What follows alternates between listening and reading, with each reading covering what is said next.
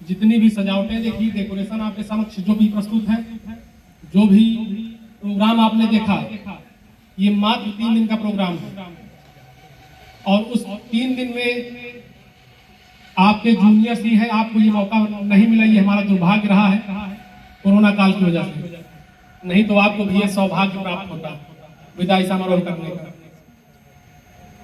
और आज क्लास 11 जो जूनियर्स हैं आपके, उन्होंने आपके लिए तैयारियां की, लेकिन क्लास 11 में रेगुलर क्लास के लिए 35 से 40 स्टूडेंट रेगुलर आते हैं और इतनी मशक्कत के बाद भी किस तरह से मैनेजमेंट किया है। अपनी क्लास आप ही क्लास है, मैं 11th क्लास से कहना चाहूंगा, वो क्लास आपकी है। ये प्रोग्राम आपके द्वारा ऑर्गेनाइज किया गया है। हर प्रोग्राम में आप बढ़ चढ़ कर पार्टिसिपेट करेंगे तो आप कुछ सीखेंगे। आप जिस जगह पर बैठे हैं उस जगह से हमने विद्यालय चलाना प्रारंभ किया जब मैं खुद इंटर में था, और इसको चलाने का तरीका मुझे कहीं और से न सिखाया गया न सीखा है, ये करके ही मैंने सीखा है, देख कर ही मैंने सीखा है, सबके बीच रहकर ही मैंने सीखा है। आज आपके जो मेन लीडर्स हैं, मैं उन्हें मेन लीडर्स कहना चाहूंगा, जिन्होंने पूरे प्रोग्राम को सजाया। मैं सुबह से देख रहा था, जो मुश्किल से 10 बच्चे 12 बच्चे क्लास 11 के जो इसमें अपना सहयोग दे रहे थे और बाकी अपने आप में मस्त थे। यह प्रोग्राम आपका है, यह विद्यालय आपका है, यह विदाई समारोह आपका है। विद्यालय आपके लिए वार्षिक उत्सव कराता है, विद्यालय आपके लिए 26 जनवरी कराता है, विद्यालय आपके लिए 15 अगस्त कराता है, विद्यालय आपके लिए चिल्ड्रंस डे 14 नवंबर सेलिब्रेट कराता है। उसमें विद्यालय के समस्त स्टाफ, विद्यालय के प्रबंधन तंत्र उस प्रोग्राम को अच्छे तरीके से कराने के लिए लगे रहते हैं। इसी प्रकार आपका प्रोग्राम था, इसे आपको और बेहतर तरीके से कराने के लिए अपना पूरा सहयोग देना चाहिए था, और अगर आप देते तो निश्चित ही कुछ सीखते, आपको कुछ हानि न होती, आपको हमेशा लाभ ही मिलता है कि प्रोग्राम को मैनेज किया कैसे जाता है। प्रोग्राम में 35 बच्चे जब आप इकट्ठे नहीं कर पाते हैं, 35 बच्चों को आप संतुष्ट नहीं कर पाते हैं, तो हमारे पास 50 कर्मचारी हैं और 1000 की संख्या में बच्चे हैं। हम 1000 बच्चे प्लस 1000 गार्जियन प्लस हमारे यहाँ 50 एम्प्लॉय, उनको खुश करने के लिए, उनको सारी चीजें उपलब्ध कराने के लिए मैं किस तरह से मैनेज करता हूँ, ये आपको तब समझ में आता है जब आप बढ़ चढ़ कर हिस्सा लेते हैं। फिलहाल कोई बात नहीं, आप लोग ने अच्छा कार्यक्रम किया, कंट्रीब्यूट किया अपना, सुबह से शाम हो रही है और इस शाम में आपका पेपर, सभी शिक्षक ने अपनी बातें यहाँ रखी, लेकिन आपका बोर्ड एग्जाम फरवरी में स्टार्ट हो रहा है। मुश्किल से 15 दिन का समय है।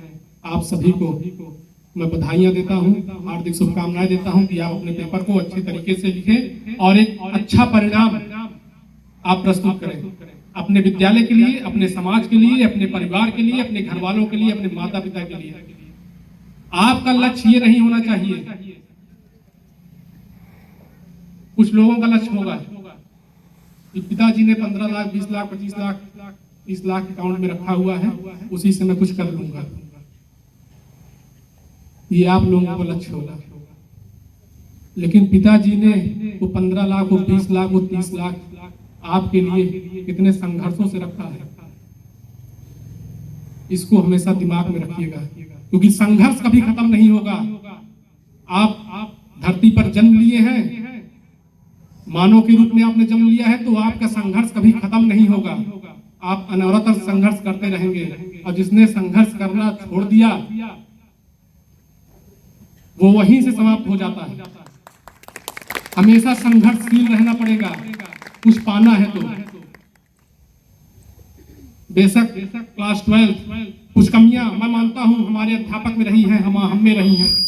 पहली बार हमने क्लास 12 का बैच है आप लोगों का, निश्चित तौर पे मैं मानूंगा कि चलिए कुछ गलतियां हम में रही, कुछ कमियां हम में रही, कुछ हमारे अध्यापकों में कमियां रही कि आपको हम लोग रेगुलर नहीं कर पाए।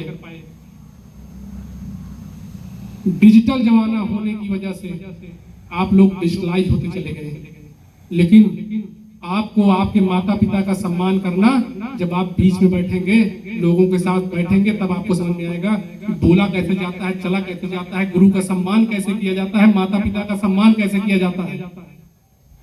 वो आपको कोई मोबाइल यूनिवर्सिटी नहीं देगी, वो आपको कोई आपकी सेल्फ स्टडी नहीं देगी। वो जब आप बीच में बैठेंगे, 10 लोगों के बीच में जब आप बैठते हैं तो कुछ ना कुछ सीखते हैं। मैं अपना अनुभव बताना चाहूंगा। मैंने पढ़ाई किया, पढ़ाई करने के बाद जैसे आप बैठे हुए हैं, हम भी क्लास 12 में थे, तब से यहाँ पर एग्जाम देने के 12 का एग्जाम दिया हूँ, तब से विद्यालय संचालित करने लगा। तो अब आप जानिए कि आपका इस समय अनुभव क्या है और तब मेरा अनुभव क्या रहा होगा। कोई बना बनाया नहीं मिला है मुझे कि मुझे कुछ बना बनाया मिला है। वो संघर्ष का दौर था जब विद्यालय की नींव रखी गई। किसी कारण से हायर लेवल की मान्यता लेना चाहते थे, लेकिन किसी कारण से रुक गया। बिल्डिंग खराब हो रही थी, दुख था। फिर एक नई शुरुआत की। बिल्डिंग हमारे पास बनी थी, उस बिल्डिंग की बनी बनाई बिल्डिंग जिस तरह आपके सामने दिख रही, तब इस तरह की बिल्डिंग नहीं थी आपके समक्ष। आज उस बिल्डिंग को इस मुकाम पर ले जाने के लिए इतना संघर्ष किए हैं विद्यालय के सभी स्टाफ, विद्यालय के मैनेजमेंट, विद्यालय के मैनेजर, विद्यालय के प्रिंसिपल। अब आप समझिए कि आपके पास क्या अनुभव है और तब मेरे पास क्या अनुभव रहा होगा, जो आज इस रास्ते पर मैं चलकर इस तरह से व्यवस्था आपके समक्ष प्रस्तुत है। उसके बाद हमने बीएड और डीएलएड 2017 में मान्यता प्राप्त हुई। सांगीपुर ब्लॉक लालगंज तहसील आज लोगों की निगाह अगर कहीं लगी है तो Sarvodaya public school, Shanti Amar Singh college of education, Sarvodaya विज्ञान प्रौद्योगिकी महाविद्यालय पर लगी है, जहां पर लगातार शिक्षा माफिया कहे जाते थे लोग। नकल का दौर था, आज भी नकल का दौर है, और शिक्षा माफिया कहे जाते थे लोग। आपके तहसील ब्लॉक में जितने भी विद्यालय हैं, उनको मुंह तोड़ जवाब अगर दिया है तो ये हमारे परिश्रम ने दिया है, हमारे अध्यापकों के परिश्रम ने दिया है कि आज हम इस बुलंदियों पर हैं।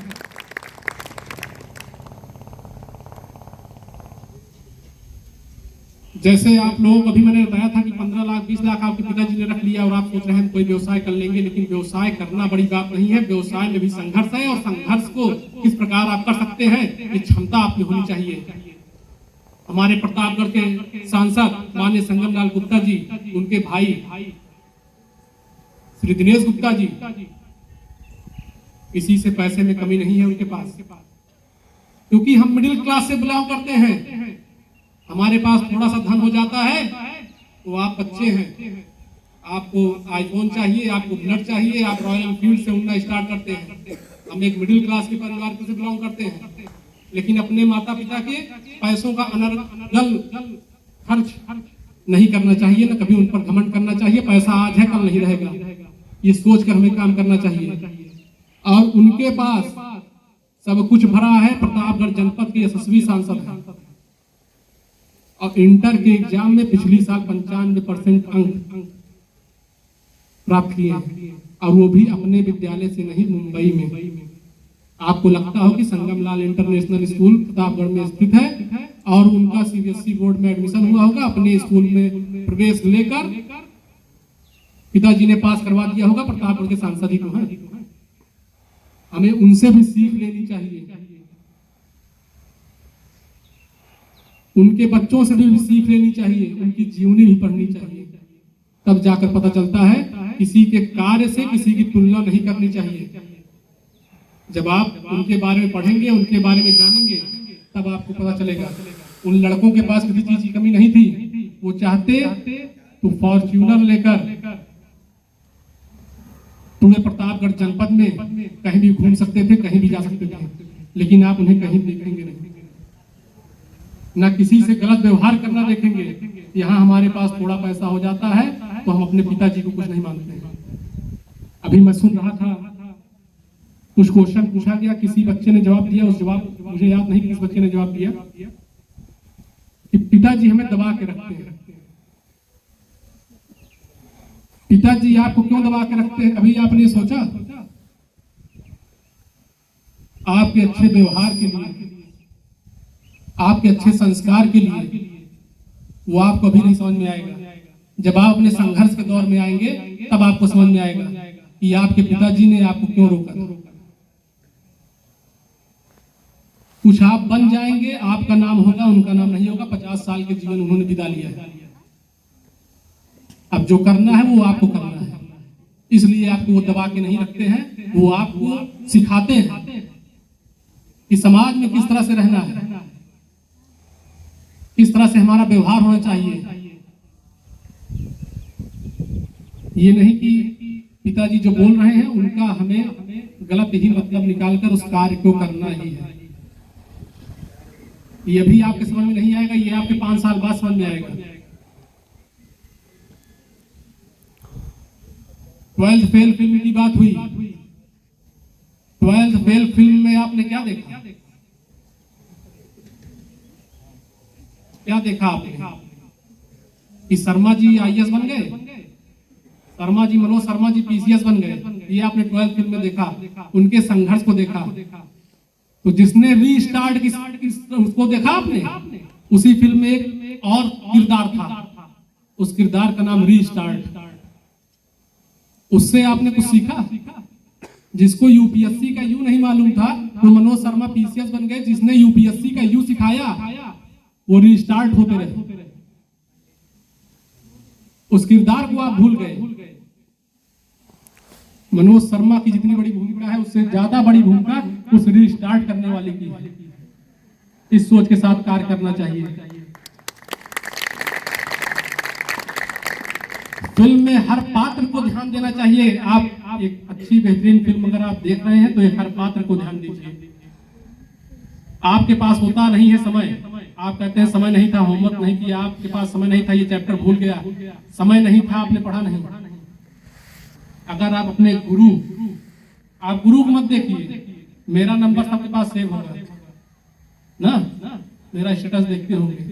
दिमाग में एक बात याद रखिए कि जो व्यक्ति 4 बजे तक विद्यालय में रहता है, फिर देखते हैं कि आधे घंटे बाद प्रतापगढ़ जनपद में सांसद जी के साथ घूम रहा है, फिर आप देखेंगे वो खेल भी रहा है, और उसके बाद अगले दिन क्या कार्य करना है वो ये भी करके बैठा हुआ है।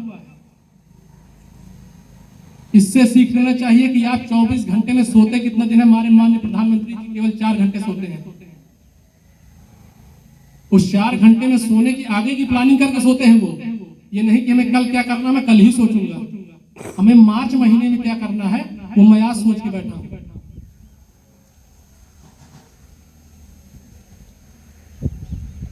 इस निर्देशन से काम करिए। आप अपना समय न गंवाइए। आपका समय बहुत कीमती है। अब आने वाला समय बहुत कीमती होगा।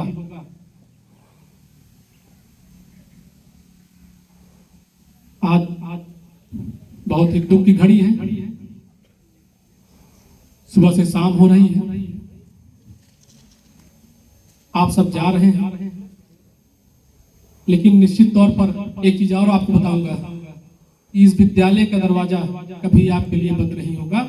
जब भी आप आना चाहेंगे हमेशा आपके लिए खुला रहेगा। और जिस काबिल रहूंगा उस काबिल आपके सहयोग के लिए तत्पर रहूंगा। एक फोन कर दीजिएगा बस।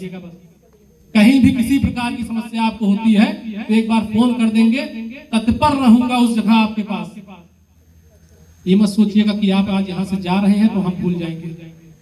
2017 में बीटीसी बैच गया हमारा, बहुत खुशी हमें हुई। बिहार में शिक्षक भर्ती निकली और शिक्षक भर्ती का रिजल्ट शायद रात में 12 साढ़े 12 के करीब आया। मैं सो रहा था, 12:45 पे घंटी बजती है मेरे फोन की और आवाज आती है, नमस्ते सर। सर मेरा बिहार में सिलेक्शन हो गया, ये आप सबके आशीर्वाद से, आपके सहयोग से। निश्चित तौर पर नींद गायब हो गई उस समय कि 12:45 पर अगर कोई फोन कर रहा है और 12:30 बजे रिजल्ट आया है तो पहला फोन उसने हमें किया। इस बात का गर्व हुआ हमें। इसका मतलब मैंने सोचा कि हमने उन्हें कुछ दिया है, उन्होंने यहाँ से कुछ पाया है, कुछ सीखा है। तब मुझे इस काबिल समझा कि रात में 12:45 में फोन किया। और हर सहयोग के लिए हमेशा आप आधे घंटे बाद चली 12:45 के बाद फोन रखने के बाद नींद नहीं आई। हमें लगा लोग भूल गए होंगे, लेकिन कुछ हमारे ऐसे भी डीएलएड पास करके यहां से गए जिन्होंने हमें गौरवान्वित कर दिया। हम गर्व से कह सकते हैं कि इसी विद्यालय के पढ़े हुए 10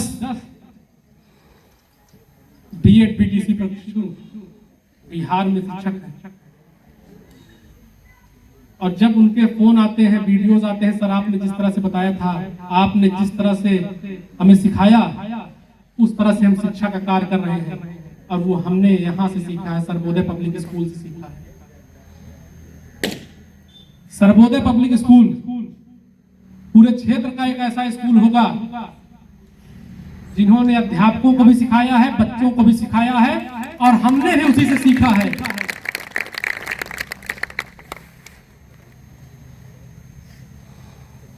आप लोग तैयारी करते हैं कि हमें क्या बोलना है, क्या बोलना है, मंच पे आने पे डरते हैं क्या बोलना है।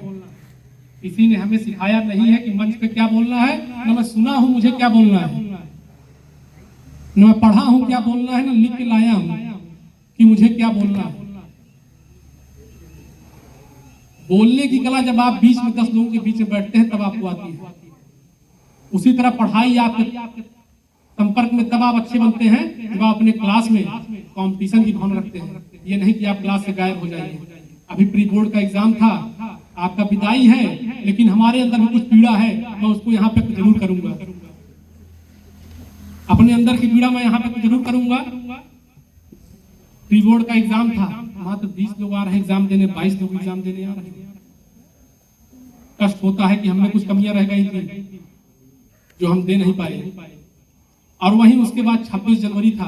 कुछ ऐसे भी चेहरे दिखे जिन्होंने प्री बोर्ड देने से इनकार कर दिया, लेकिन 26 जनवरी में उपस्थित हो गए। आपको लगता है मैं स्टेटस नहीं देखता हूँ, रात के 12-1 बजे सोता हूँ, अगले दिन की क्या कार्य करना है उस पर विचार करता हूँ। और जितने भी क्लास के स्टूडेंट का नंबर सेव है उनको मैं जरूर देखता हूँ, और किसी को देखूं या न देखूं, लेकिन उनका क्या कार्य है उसको मैं जरूर देखता हूँ। तो उसी में मुझे कुछ ऐसे चेहरे दिखे जिन्होंने प्री बोर्ड का एग्जाम नहीं दिया और 26 जनवरी को 26 जनवरी मनाने आ गए, और 27 को फिर प्री बोर्ड था, फिर वो चेहरे गायब हो गए। प्री बोर्ड हम अपने शौक के लिए नहीं करा रहे हैं। आपकी क्या तैयारियां हैं, आप किस तरह से अच्छे नंबर, अच्छे अंक हासिल करेंगे, इसके लिए प्री बोर्ड कराते हैं। हमें आवश्यकता नहीं है, आप मना कर दीजिए नहीं कराएंगे प्री बोर्ड, आप मना कर दीजिए एग्जाम नहीं कराएंगे, लेकिन उससे हमारा हमें कोई हानि नहीं होगी। हानि आपको होगी, आपकी तैयारियों की होगी। किस प्रकार से आपने तैयारी किया है, आपके अंक कल आप आएंगे तो आपको पता चलेगा। कल क्लास 12 की प्री बोर्ड कॉपियां दिखाई जाएंगी। आज आप विदा भले हो रहे हैं, लेकिन अभी 10 तक हम जाने नहीं देंगे आपको यहाँ से। अभी 10 तक हम आपको रोक के रखेंगे दूसरे प्री बोर्ड के लिए। अब कल आप आइएगा, जिन्होंने प्री बोर्ड एग्जाम दिया है, आपकी क्या गलतियां हैं वो कॉपियों में आप देखिएगा, और नेक्स्ट प्री बोर्ड के लिए तैयार रहिएगा। और प्री बोर्ड के अलावा अपने बोर्ड एग्जाम के लिए तैयार रहिएगा। ये तो प्री बोर्ड है, इसमें हम किसी तरह मिल जाएंगे। यहाँ आप चीटिंग कर लेते हैं, यहाँ आप बोल भी लेते हैं। बेशक कहीं सब चीटिंग नहीं किए हैं, लेकिन आप बोलते हैं, हम देखते हैं कुछ करते नहीं। मैं कहा चलिए ठीक है, जाने दीजिए, लेकिन बोर्ड में आपको ये मौका नहीं मिलेगा, तो इसके लिए तैयार है। एक ही चीज कहूंगा, जितने आ जाए हैं, अगर आप 5 दिन प्री बोर्ड दे लेंगे तो हमारा मान सम्मान रख लेंगे। नहीं तो मैं जानूंगा जैसे लोग चले गए उसका चले जाएंगे, भूल जाएंगे हमें आप नहीं। इतना कर दीजिएगा, 5 से 10 का रिवॉर्ड आप दे दीजिएगा। कम से कम आपके अंदर की क्या काबिलियत है, आपने कितना पढ़ा है, कितना यूट्यूब से पढ़ा है, उसको हमारे अध्यापक देख ले जो चिल्लाते हैं 40 मिनट और आधे घंटे जाकर क्लास में, तब दुख होता है जब संख्या देखते हैं 10 की है। तो कम से कम हमारे शिक्षक भी जान ले कि आपने यूट्यूब से क्या पढ़ा है, कितना पढ़ा है। ये जानकारी हमारे शिक्षक को भी हो जाए, हमें भी हो जाए कि कमियां हम में थी कि कमियां आप में है, कि कमियां आपने सोचा कि हमारे अध्यापक में है। इस चीज की जानकारी हमें भी हो जाए। और नहीं आएंगे तो सोचेंगे कि आप हमें भूल जाएंगे, और भूल जाएंगे क्या, भूल ही गए, एडमिट कार्ड लेने आएंगे, एग्जाम दिलवा देंगे, हम भी कहेंगे ठीक है, बाय बाय, राम राम।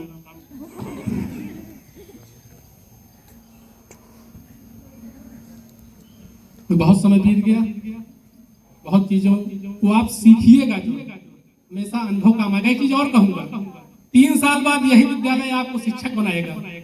तो ग्रेजुएशन करने के बाद बीएड और बीटीसी आपको यही करना है, तो फिर वापसी करेंगे आप। इतना भरोसा है हमें आप कि हम फिर मिलेंगे 3 साल बाद, तो हमें ना भूलिएगा।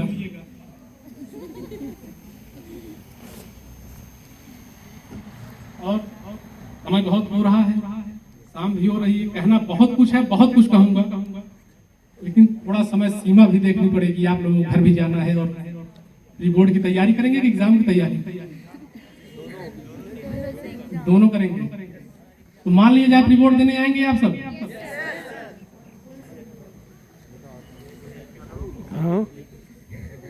और एक चीज कहूंगा, जहां भी रहिएगा आपको हर व्यक्ति सिखाता है। ये मत सोचिएगा कि हमारा गुरु ही हमको सिखाता है, ये मत सोचिएगा हमारे माता पिता ही हमें सिखाते हैं। आप जहां भी जाएंगे आपको कोई ना कुछ सिखाता रहता है। उनकी अच्छी सीख को लीजिए। जिस दिन आप अच्छी सीख अपने अंदर रखेंगे, आपकी बुराई कभी नहीं होगी। फिलहाल कहा गया है सबको संतुष्ट नहीं कर सकते, तो 50 में तो 10 को खराब आप लगेंगे, ये हमें पता है। क्योंकि 1000 में हमको लग रहा है 999 खराब लगते हैं, हम एक को ही सही लगते होंगे। विद्यालय में हमारे यहाँ संख्या 1000 की, उसमें 999 लोगों को मैं खराब लगता हूँ, 1 लोगों को सही लगता ही होगा, ये मुझे पता है।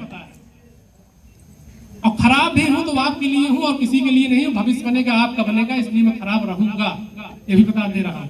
ये मत सोचिएगा सर अच्छे हो जाएंगे, मुझे खराब रहना बहुत पसंद है। आलोचना उसी की होती है जो आगे बढ़ता है, ये समझिएगा। आलोचना उसी की होती है जो आगे बढ़ता है, आलोचना उसकी नहीं होती जो कुछ नहीं करता है। और क्लास 11 जितने भी लोग आप आए हैं, आपको हृदय से धन्यवाद देता हूं कि आपने इस तरह का कार्यक्रम किया। और अपने कुछ सीनियर से आप जरूर सीख लीजिएगा, क्योंकि आपकी भी उपस्थिति क्लास 12 की तरह ही है, जो बड़ी ही कष्टदायी है।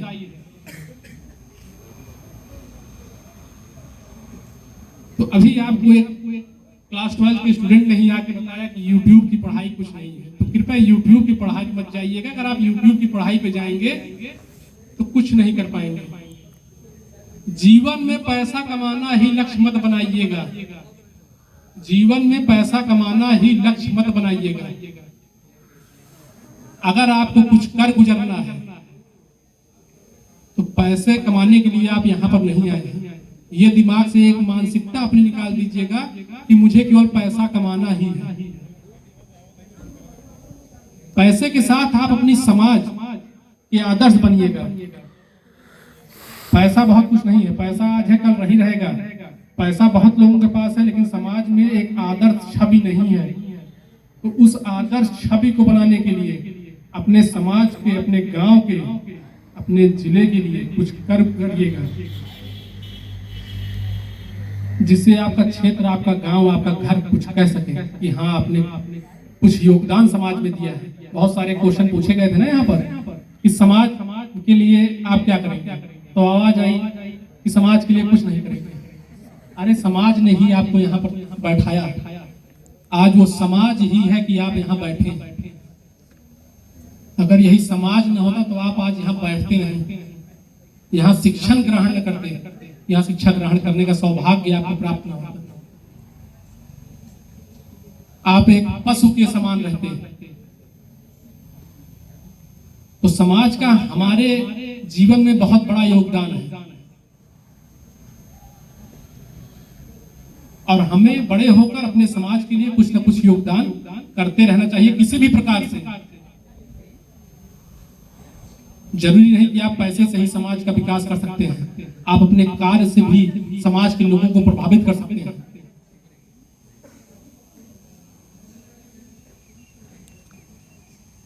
शाम बहुत हो गई है, क्लास 11 वालों ने आपके लिए एक चीज और रखा है। सीरियस बातें बहुत हो गई, थोड़ा हंसी मजाक हो जाए। क्लास 11 वालों ने भी आपके लिए एक प्रोग्राम और रखा है। कुछ लोगों के नाम बताए जाएंगे, आप गेस करेंगे, आपके ही क्लास के होंगे, और उसके बाद आप स्टेज पर आइएगा, आपके लिए कुछ गिफ्ट भी है। ये मत कहिएगा सर पेन ही होगी, मन में तो आ ही गया होगा पेन ही होगी, लेकिन वो पेन आप बोर्ड का एग्जाम उस पेन से जरूर दीजिएगा। ये हमारा प्रोग्राम नहीं है, ना हमारे द्वारा दिया जा रहा है, ये क्लास 11 के लिए ही दिया जा रहा है। ठीक है, और कुछ सुनना चाहेंगे? बस